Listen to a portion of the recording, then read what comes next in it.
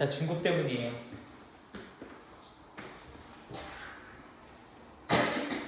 자, 새들도 세상을 뜨는구나. 학교에서 이제 나왔겠지만 그거 직접 좀 더 들어가도록 하겠습니다. 이거 나랑도 한번 한 적 있지?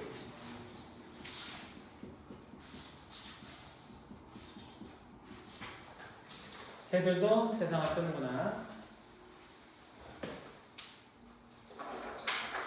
자, 먼저 제목 가봅니다. 여기 새들이라고 하는 게 시적 대상이라고 보면 되겠고요. 그리고 세상을 뜨는구나 해서 그 세상이라고 하는 게 시적 상황이다. 그렇게 보면 되겠네. 자, 우리가 문학 독해를 할 때 늘 중심이 잡혀야 되고 늘 까먹지 말아야 되는 거는 비문학과 다르게 문학은 사람을 독해하는 거라고 했습니다. 그래서 사람을 독해하는 데 있어서 시와 소설을 다시 구분합시다. 시에서는 화자를 이해하는 거라고 했고요. 또는 화자가 주인공일 때에는 화자를 이해하면 된다고 했고, 화자가 관찰자일 수도 있잖아. 화자가 관찰자일 때는 시적 대상이 사람이다. 그 대상을 이해하면 되는 겁니다. 자, 그리고 소설 같은 경우는 이제 그 인물을 이해를 해야 되죠. 그리고 그 인물 자체를 이해하는데 결정적으로 이제 역할하는 게 서술자입니다. 서술자를 활용해서, 서술자를 수단으로 해서 인물이라는 목적을 취하는 겁니다. 자, 그 인물을 이해한다라고 하는 게 화자도 마찬가지지만 저 인물은 왜 저런 생각을 하고 왜 저런 행동을 하는가, 뭐 그게 다예요. 그러니까 겉과 내면 그걸 이해하는 거잖아요. 우리가 친구들을 이해할 때도 친구들이 직접적으로 나는 기분이 이래 라면서 속마음을 막 털어놓으면 그 친구를 이해할 수 있기도 하고, 또 그렇게 얘기를 하지 않아도 어떤 친구들이 저런 행동을 할 때 그 행동의 의도가 빤히 보이잖아요. 왜 저런 행동을 하는지. 자, 그게 우리 사회생활하면서 사람을 읽어내는 모든 작용들이고, 그 수능에서 문학을 굳이 우리가 뭐 문학 예술을 할 것도 아닌데 굳이 이걸 대학을 가는데 왜 능력을 평가하는 시험에서까지 내느냐라고 하는 거에 있어서는 바로 사람에 대한 독해의 능력이다. 그래서 사람을 이해할 줄 알아야 소통이 될 거 아니야. 그래서 우리 사회가 그래야 원활하게 돌아가겠죠. 자, 그런 유형성의 목적을 두고 있는 게 결국은 독해의 어떤 목적이라고 보시면 돼요.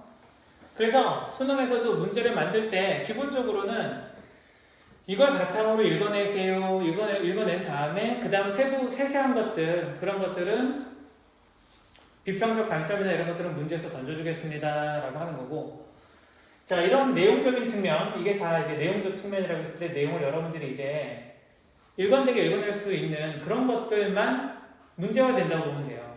독특하게 내가 해석을 해야 되고 내 주관이 들어가고 해석이 달라질 수 있는 것들을 물어보지 않기 때문에 어쨌든 그 내용에서 여기에서 말하고 있는 걸 근거로 해서 이 화자가 이런 표현을 했으니까 혹은 이런 행동을 했으니까 그런 것들을 근거로 해서 판단하고 나머지는 닫아놓는 거예요. 그러니까 좀 열어놓고 내가 내 주관을 넣지 말아야 됩니다. 그리고 그 내용을 이제 어떤 식으로 표현하느냐, 그 표현 방법들, 특히 내용이 쉬울수록 표현 방법이 훨씬 중요해진다. 왜? 문제에서 낼 게 많아지니까. 내용을 쉽기 때문에 뭐 많이 내진 않아요. 낼 것이 별로 없어요. 근데 이제 내용 쉬울 때는 표현 방법이 그래서 많아지거나, 아니면 내용 자체가 이런 흐름으로 잘 안 잡히는 경우, 되게 추상적인 그런 작품들도 있잖아. 그냥 막 묘사적인 작품, 이미지만 드러내고 끝나는 그런 시도 있어요. 그럴 때는 당연히 표현만 보면 되는 거죠. 내용이 없는데 굳이 내용을 잡으려고 노력할 필요가 없어. 왜? 그때는 표현의 아름다움을 파악하는지를 묻고 싶어서 그 작품을 갖고 온 거야. 질문 안으로. 자, 일단 그렇게 이게 일단 중심이에요. 또 반복할 거지만, 여러분들이 알고 있지만 또 반복할 거지만 어쨌든 이게 독해라는 데 있어서 일단 기본 출발점이다 라고 생각하면 되겠습니다. 자, 그럼 여기 시에서도 읽을 때 이렇게 봅시다. 제목에서 시적 대상을 줬고 시적 상황을 줬어요. 이거는 왜 선택지에 자주 등장하냐면 시적 대상과 상황이 엄청나게 자주 등장하잖아. 대놓고 시적 대상으로 등장할 때도 있고, 아니면 그냥 거기 나오는 뭐 시적 대상의 이름으로 명칭으로 등장할 때도 있고 그러는데, 이걸 이제 판단하는 것은 결국은 시적 대상이 화자가 바라본 무엇이고, 그래서 그 화자가 대상을 보고서 그 대상을 봤기 때문에 어떤 생각을 하기 마련이란 말이야. 보통 우리가 살아갈 때 어떤 피드백 없이 혼자서 그냥 막 생각을 막 하진 않잖아요. 뭔가 봤을 때 무슨 생각이 불현듯 떠오르고, 뭔가 봤을 때 거기에 반응하게 되고, 거기에 내가 태도를 드러내게 되고, 그렇게 상호작용을 한단 말이에요, 인간은. 그렇기 때문에 시에서 시적 대상이라고 하는 것은 화자가 어떤 생각이라든가 심리를 이끌어내는 근거가 된다. 특히 제목에 나오는 시적 대상이다. 그러면 얘는 빼박, 그냥 주제를 끌어내는 근거가 된다. 이렇게 보시면 된다는 거죠. 그래서 이 새를 잘 봐야겠구나. 이 새를 보고 화자가 무슨 생각을 했나. 그런 거에 목적의식을 갖고 읽으면 된다는 겁니다. 그리고 역시 마찬가지예요. 그 상황에 대해서도 화자가 느끼는 바를 얘기를 합니다. 얼마든지. 특히 인간은 내가 살아가는 주변 상황을 되게 중시하잖아요. 그래서 좋은 상황을 찾아가려고 하고 좋지 않은 상황을 벗어나려고 하고 이런 습성이 있단 말이에요. 그래서 여러분들도 나중에 지금 요즘도 막 사람들이 하는 얘기들이 뭡니까? 왜 강남 아파트가 비싸요? 좋은 환경을 찾아가고 싶은 거야. 별거 없어요. 좋은 상황을 만들고 싶은 거야. 내 주변에. 자, 그러다 보니까 이제 그런 그 화자가 그런 것들을 지향하고 부정적인 걸 떠나고 싶어하고 이런 것들은 우리 삶과 그냥 다를 바가 하나도 없다라는 거죠. 너무 당연한 얘기라는 겁니다.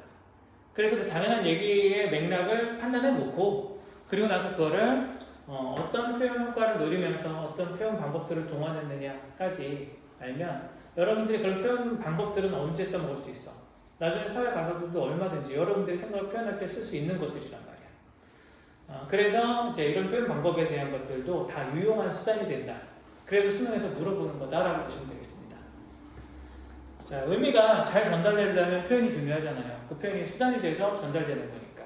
그래서 언제나 평가원은 실용적인 그런 측면에서 문학도 다루고 있기 때문에 여러분들이 다시 늘 내가 얘기했었던 늘 일관된 것들 그걸 신경을 써주시면 되겠어요.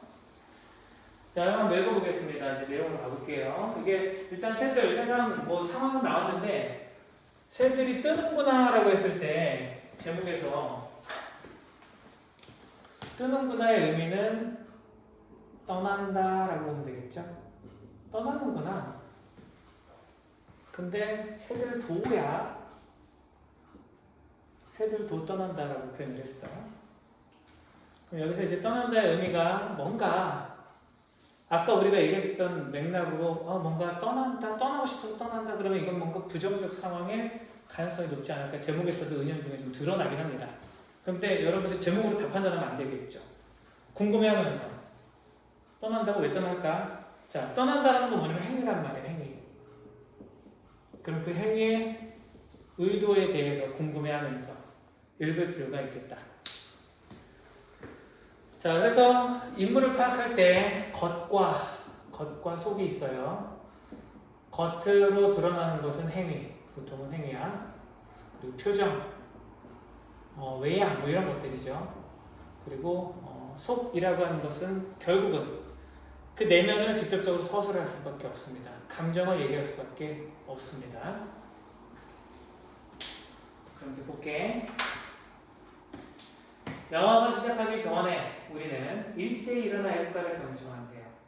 자, 지금 상황이 구체화됐다. 그냥 세상이 아니야. 얘가 있는 지금 세상 어디면 영화관이에요.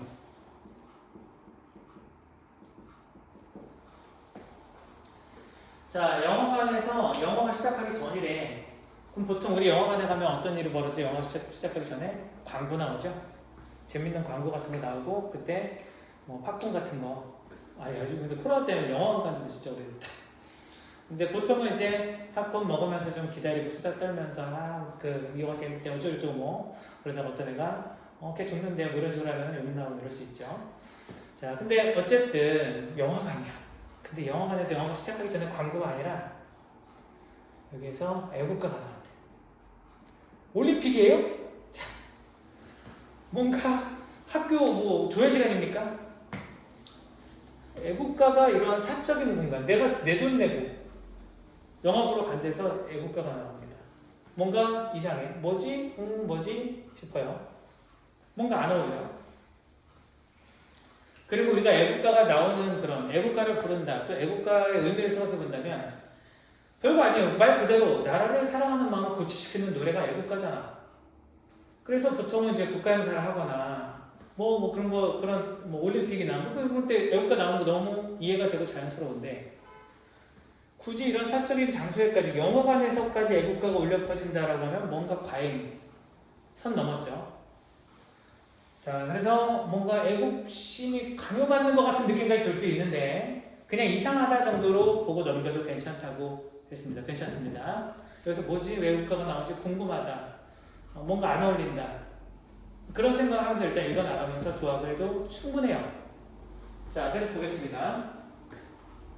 일제히, 자, 그때 애국가 그냥 경청하는 게 아니라 앉아서 팝콘 먹으면서 보는 게 아니야. 일제히 일어나서. 자, 일제히 일어나서 애국가 경청한다. 이거 우리나라 같지 않죠? 꼭. 북한 같지 않습니까? 뭔가 북한 같은 느낌 들지? 다 같이 영화관에서조차 일어나갖고 굳게 된 경우가 있는 거야. 자, 그런 상황인 겁니다. 근데 이제 실제로 우리나라가 옛날에는 이랬던 거죠. 이랬던 상황이었고, 심지어 옛날에 그런 때도 있었다 그래요. 전두환 대통령 때 9시 뉴스를 알려드린 그때는 이제 8시 뉴스가 아니야. 9시 뉴스였어. 9시 뉴스를 알려드리겠습니다 하면서 뚜뚜뚜뚜 하면서 이제 소리가 난 다음에 첫 번째 뉴스, 무조건 일변 첫 번째 뉴스는 전두환 대통령 각하는 오늘 이런 식의 뉴스가 먼저 나와야 되는 그런 시대가 있었다고 그래요. 그러니까 대통령 관련 소식을 첫 번째로 뽑고 그 다음 너네가 알아서 해라. 그렇게 하는 거죠. 자, 그래서 그걸 이제 옛날에 땡전 뉴스다라는 말을 쓰기도 했다고 합니다. 왜? 9시 땡 하면 전두환 대통령 각하는 이렇게 나오니까. 근데 이제 그 전두환 대통령이 얼마 전에 그 연세가 많이 드셨더라고. 근데 갑자기 확 늙으셨던데? 원래는 그 연세가 많았어도 되게 정정하고 그랬었는데 갑자기 많이 늙으셨더라고. 근데 어쨌든 간에 그랬었던 시대상이 있어요. 그래서 뭔가 이제 애국가가 이렇게 뭔가 과잉인 상황이 강요되는 그런 어떤 느낌이긴 한데 일어나서 어쨌든 경청한다라고 표현했습니다. 여기서 이제 얘기할 것들은 또 이렇게 따져볼게. 삼천리 화려왕산의 을숙도에서 일정한 군을 이루며, 자, 을숙도에서 일정한 무리를 이루며 갈대숲을 이륙하는 흰 새떼들. 자, 지금 갑자기 갈대숲에 이륙하는 새떼들이 나오죠. 이거 뭐야? 이거 얘 갈대숲에 갔어? 애국가가 나오는 화면, 뮤직비디오죠. 자, 극장 화면이 있으면은 여기 광고 대신 애국가 뮤직비디오가 나오니까 얘네가 서갖고 새들이 날아가는 그 뮤비를 지금 보고 있는 거야. 자, 새들이 그리고 얘네들이 날아가는데 이렇게 육지를 이륙한다라고 표현을 했어요. 근데 그냥 날아가는 게 아니라 어떻게 날아간대? 낄낄거리며 날아간다라고 표현을 했습니다. 자, 흰 새떼들이 자기들끼리 끼룩거리며 그리고 자기들끼리 낄낄대면서 그러면 자기들끼리라는 말 화자 나는 우리라고 표현됐어요. 자, 수적 화자가 굳이 나라고 하지 않고 우리라고 한 이유도 있겠지. 우리는 집단이야, 그치? 개인이 아니란 말이야. 자, 나는 개인인데 우리는 집단이야. 그러니까 지금 이 상황에 처해 있는 건 우리 집단의 문제라는 거죠. 근데 우리 말고 새들은 지들끼리 낄낄대며 날아가고 있대. 그럼 우리는 어떻게 하고 있어? 엄숙하게 일어서서 애국가를 경청하고 있잖아. 근데 얘네는 낄낄대고 있대. 자, 어때? 대조가 되죠. 자, 대조가 되는데 이 대조의 그 속성이 되게 많아. 첫 번째, 애국가 화면은 어때? 영화관 가면 어때? 화면 되게 밝죠? 주변 다 깜깜하죠? 자, 그래서 요거는 어두움. 여기 밝음. 여기는 어두움. 시적 대상, 그리고 화자. 이게 지금 대비를 이루고 있어요. 저 새들은 날아가. 뭔가 자유로워 보여. 근데 우리는 엄숙하게 굳게 된 애국가를 이제 경청하고 있는 상황이야. 자, 일단은 이 정도 일단 받은 상태에서 조금 더 가볼게. 더 간 다음에 다시 정리해보자. 낄낄대면서 1년, 2월, 3년 대로 자기들의 세상을 이 세상에 떼어내고 이 세상과 어디론가 날아간대요. 자, 근데 일단 여기서 지금 그 뒤를 더 가기 전에 낄낄 웃는다라고 표현한 거 이거 잠깐 잡고 가자. 새가 실제로 낄낄 웃진 않죠. 그 앵무새는 어떻게 좀 가능할 수도 있겠다. 근데 그걸 따라하는 거지 지가 지감적인 웃는 건 아니죠. 근데 그 앵무새가 진짜 사람 목소리나 이런 거 되게 똑같이 따라하더라고. 너무 신기하지 않니? 그리고 IQ도 되게 높대요. 그래서 앵무새를 애완용으로 키운 사람들 좀 봤는데 앵무새가 지가 막 장난치다가 그 문에 매달려 있어갖고 도와줄까 하면서 그 주인이 손을 내미니까 발을 막 이렇게 뻗더라고. 발을 뻗으면서 나 좀 구해주라는 식으로. 그러니까 얘가 구해줄까 말까 하다가 이게 딱 하니까 이렇게 막 안기는 애기 같더라 진짜. 나름 애가 귀여워. 앵무새가. 새 아니야? 아, 새긴 새죠. 새긴 새죠. 아, 그렇네. 그러네. 얘가 똑똑해서 그런가 봐. 똑똑해서 얘가 날 구해줄 줄 아니까 굳이 귀찮게 안 날겠다는 거죠. 아, 그러네. 날 수 있는데도 그러네. 자. 근데, 자, 어쨌든 이게 낄낄댄다는 건 사실 이제 현실적이지 않잖아. 그럼 이 낄낄댄다는 것은 사실 내가 그렇게 느끼는 거잖아요. 그럼 저 새가 낄낄 비웃는다라는 거죠. 자, 낄낄 웃는 게 비웃음 맞아요? 아, 근데 생각해봐. 누가 지나가다가 민수가 너를 보고 어떤 애가 낄낄 웃고 지나갔어. 기분 좋아, 안 좋아? 더럽죠. 기분 더럽죠? 왜? 비웃음이니까. 자, 그러니까 얘가 근데 저 새가 나를 보고 낄낄 웃는다라고 느꼈다라는 거는 뭔가 나를 제가 비웃고 있네. 다시 말하자면 내가 비웃을 만한 상황이네. 그런 생각을 깔고 있어야 이런 표현이 나올 수 있다는 거죠. 왜? 새가 실제 비웃은 건 아닐 테니까. 그 사실은 얘가 상상하는 거지. 상상하는 거고 제가 이렇게 날아가는 게 날 비웃는 것 같다. 이제 그런 생각들. 보통은 그래요. 우리가 그 친구들 간의 관계에서 오해를 할 때가 가끔 있잖아. 진짜 어떤 애가 나를 의도적으로 비웃을 때도 있는데 쟤는 비웃는 게 아닌데 내가 막 조금 예민하게 그렇게 느낄 때도 있어. 근데 그럴 때 보면 보통 내가 뭔가 열등감이 있거나 뭔가 내가 마음에 뭔가 안 좋은 적이 있을 때 뭐 그렇게 될 때가 있을 거 아니에요. 근데 여기서는 지금 낄낄 웃는다라고 했었을 때 이거는 어떻게 보면은 그 앵커 하면은 약간 그 환상처럼 보고 있는 거라고 보시면 되겠고 얘가 있는 곳이 현실이라면 저 환상 속에서 새들이 날아가네. 근데 제가 다 비웃네. 뭐 이런 식으로 보고 있다. 그렇게 보면 될 것 같아요. 자, 어쨌든 이 세상과 어디론가 날아갑니다. 근데 1열, 2열, 3열 현대 밑줄 할게. 이렇게 1열, 2열, 3열 현대로 날아간다는 건 무슨 말이야? 줄을 딱딱 맞춰서 날아가는 거니까 어때? 뭐 군사독재가 좀 떠오르죠. 군인들 떠오르죠. 군인들 줄 딱딱 맞추는 거. 그래서 왜 국군의 날 같은 데 보면 군인들 막 행렬하고 막 이렇게 하잖아. 막 딱딱 맞춰갖고 막 장갑차 지나고 막 이렇게 하잖아. 이제 그게 이제 군인의 가장 그 필수 덕목이라고 해서 북한에서도 이제 그런 거 막 보여주잖아. 다리가 막 이렇게 똑같이 올라가잖아. 근데 그거 한번 하고 나면 진짜 죽는데. 유튜브에서 그 탈북 군인인가 이렇게 나왔었는데 그거 한번 하고 나면은 진짜 어떤 사람들은 그것 때문에 불치병 걸리는 사람들도 있대. 몸에 장이 거는 사람들도 있을 정도로 이게 힘들다 하더라고. 우리나라 이제 국군의 날 그런 것도 마찬가지라고 그래요. 자, 어쨌든 이렇게 줄을 딱딱 맞추는 게 뭔가를 통제하는 것 같은 그런 느낌이 들긴 합니다. 자, 계속 보자면 이 세상과 어디론가 날아간다. 여기까지는 그냥 날아가는구나 정도로 볼 수 있는데 여기서 하자의 어떤 생각이 어떻게 결정되는지가 나와요. 그 뒤에. 우리들끼리 낄낄대며 깔쭉대면서 우리의 대열을 이루며 한 세상 떼어잡고 이 세상 어디론가 날아갔으면 자, 결론적인 건 그겁니다. 새를 보고 어떤 자극을 받았어? 새들이 세상을 뜨는구나? 우리 도마르모 별표. 우리도 세상 밖으로 날아갔으면. 자, 그래서 날아갔으면 해서 뭐뭐 했으면 뭐야? 소망이죠, 소망. 자, 소망인데 이 소망의 내용이 중요하죠. 날아갔으면이라고 했을 때 나는 게 중요한 거야, 가는 게 중요한 거야? 가는 게 중요한 거죠. 떠나는 게 중요한 거야. 나는 행위가 중요한 게 아니야. 나도 날아보고 싶어 그게 아니야. 자, 그래서 왜? 가다라는 말 앞에 뭐가 있었어? 어디로? 자, 어디로를 별표. 어디로? 이 세상 밖으로, 세상 밖으로.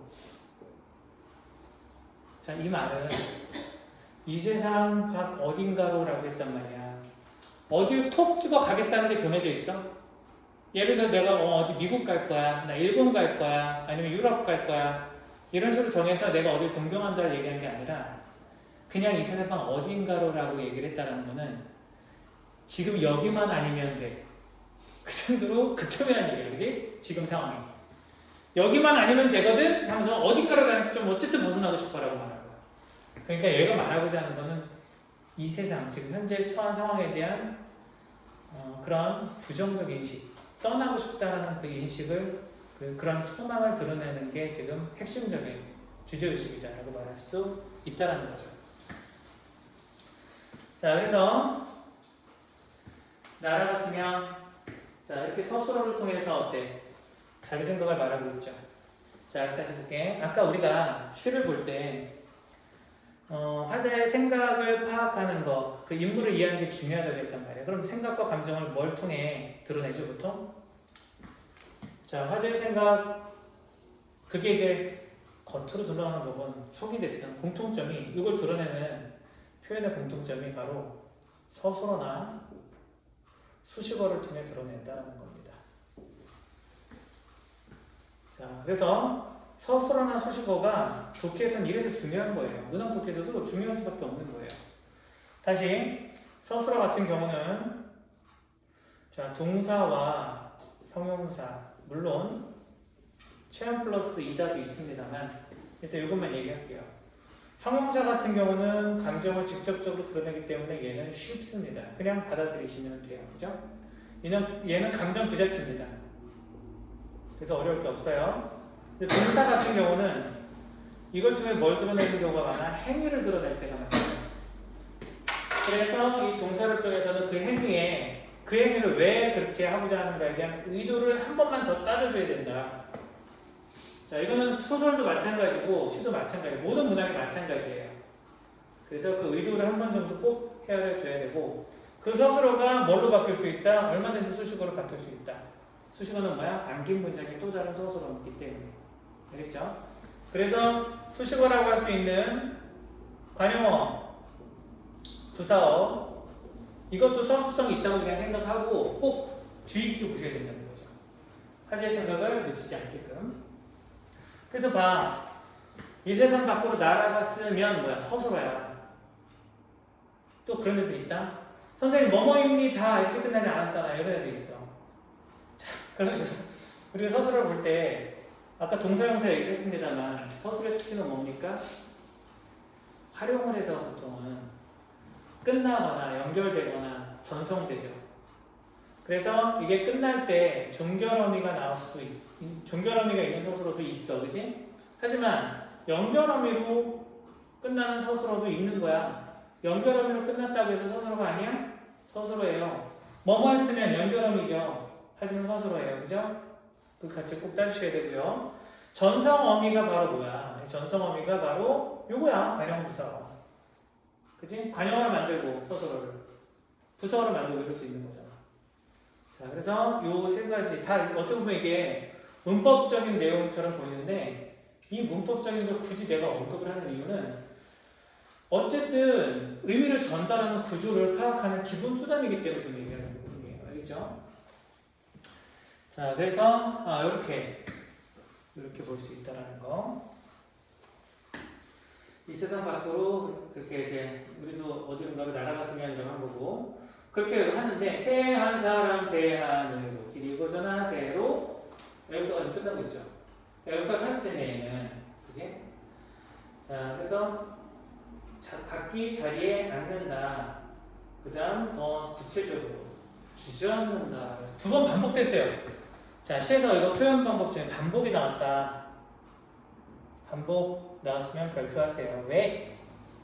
운율감은 기본이고 운율감은 기본이지만 의미를 강조한다고 했죠. 주저앉는다를 통해서 앉는 행위를 지금 행위가 뭘 뜻하는지 강조하고 있어요. 그럼 자 이렇게 앉는다, 주저앉는다 이거 뭐야? 의지입니까? 좌절입니까? 이건 상식적이죠. 우리가 뭔가를 할 때 떨쳐 일어난다고 하지 주저앉는다고 해요. 자 주저앉는다는 건 뭐야? 얘가 이렇게 날아갔으면 하는 소망을 품어봤지만 거기에 대해서 체념, 좌절하고 있는 태도를 드러낸다는 거죠. 다시 말하자면 화자의 성향을 보여주는 거예요. 화자가 그런 마음을 갖고 있지만 그거를 극복하지는 못하는, 좌절하고 체념하는. 다시 말하자면 그게 이럴 수도 있죠. 너무 억압된 현실이기 때문에 차마 그럴 수 없는 게 될 수도 있어. 그걸 이겨내기엔 너무 힘이 부족해.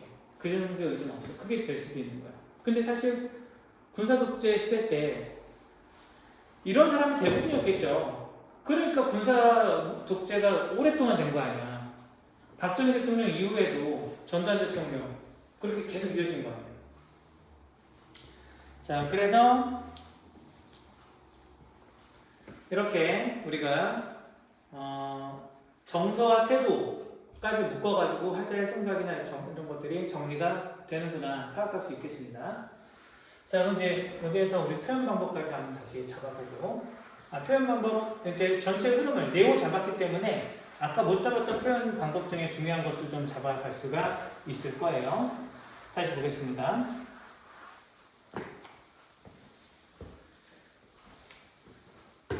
먼저 논리적 흐름은 화자가 우리로 표현됐고요.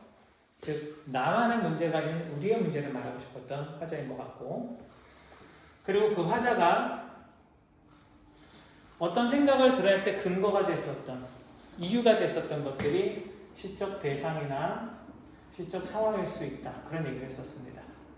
근데 시적 대상은 애국가에 나오는 새들이었어요. 상황은 긍정적, 부정적이 나타났을 때 부정적 상황이죠. 그러니까 이 부정적 상황에서 새들이 날아가는 걸 보고 어떻게 됐어? 자극받은 거야. 나도 저 새들처럼 어쨌든 이 세상만 아니면 되니까 어딘가로 좀 떠나고 싶다 라는 생각을 한 거죠.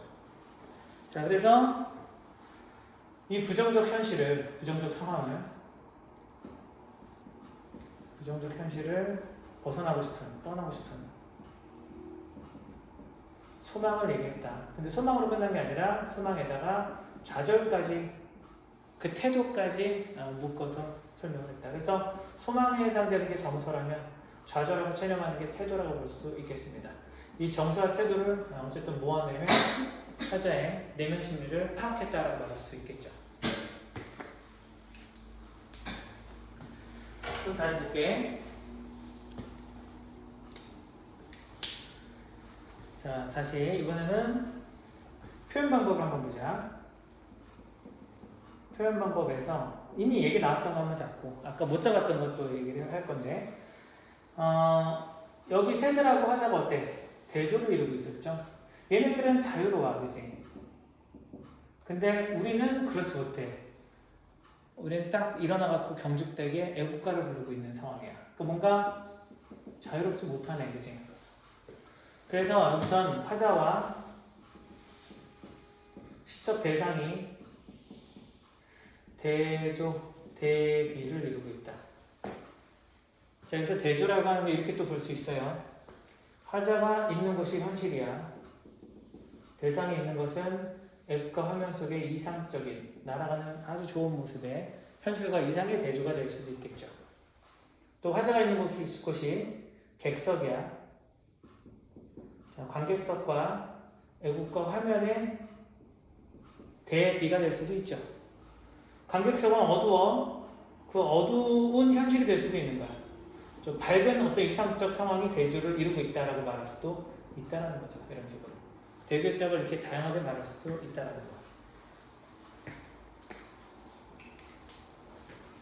그 다음에 이게 이제 첫 번째입니다. 그 다음에 이제 두 번째 볼게요. 자, 두 번째는 애국가가 시작되면서 시가 시작됐죠. 그리고 애국가 끝나면서 시도 끝납니다. 애국가의 시작과 끝에 맞춘 구성을 취하고 있다. 그 다음 세 번째. 자, 이거 중요한 표현인데 너무너무 중요해요. 다 읽어보니까 판단이 되는 건데 여기에 반어적 표현이 보여야 됩니다. 반어적 표현. 반어법이 보여야 돼요. 이거 별표. 자, 반어법이 뭐죠? 자, 속마음하고 표현이 모순되는 겁니다. 그지? 반대되는 거, 모순되는 거야. 자, 그러면 속마음이 이제 다 읽었기 때문에 나왔잖아. 아까는 표현만 봤을 때는 이걸 찾을 수가 없어요, 반어를. 다 안 읽고 난 반어법 찾으려고 외워서 찾는 거지. 내가 능동적으로 따져서 찾는 게 아니죠.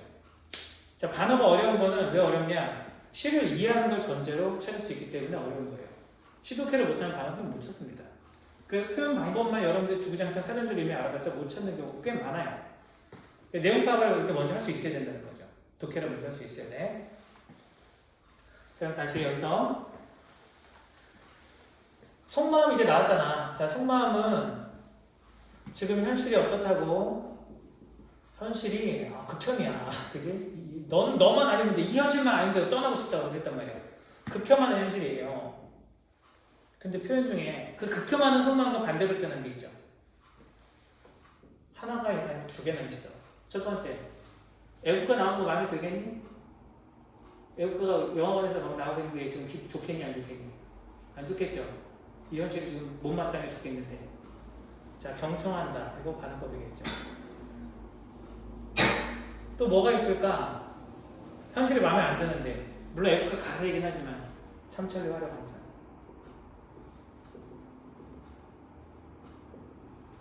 이것도 반어법일 수 있죠. 그냥 애국가 가사예요 이럴 수도 있지만 반어법으로 해석하는 것도 가능하다는 얘기예요. 그래서 보통 다 얘기를 해줍니다. 그래서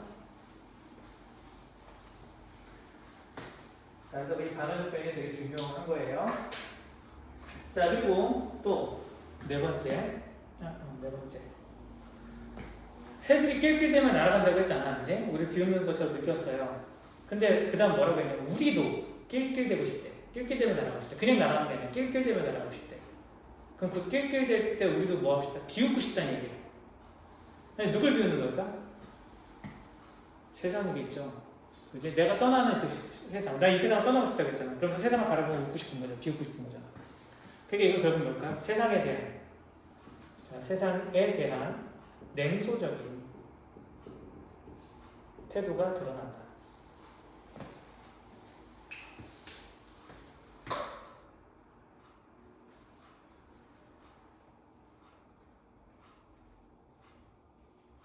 자, 그래서 이런 흐름으로 이제 표현 방법들을 잡아놓으면 어조나 냉소적인 태도, 태도에다가 어조라고도 써줄게요.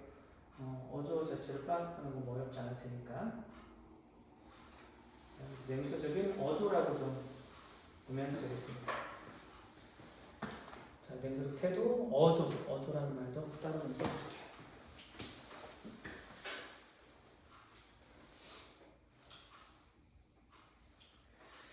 자, 그래서 이제 성격 자체가 이렇게 세상에 대한 비판적인 성격을 갖고 있다.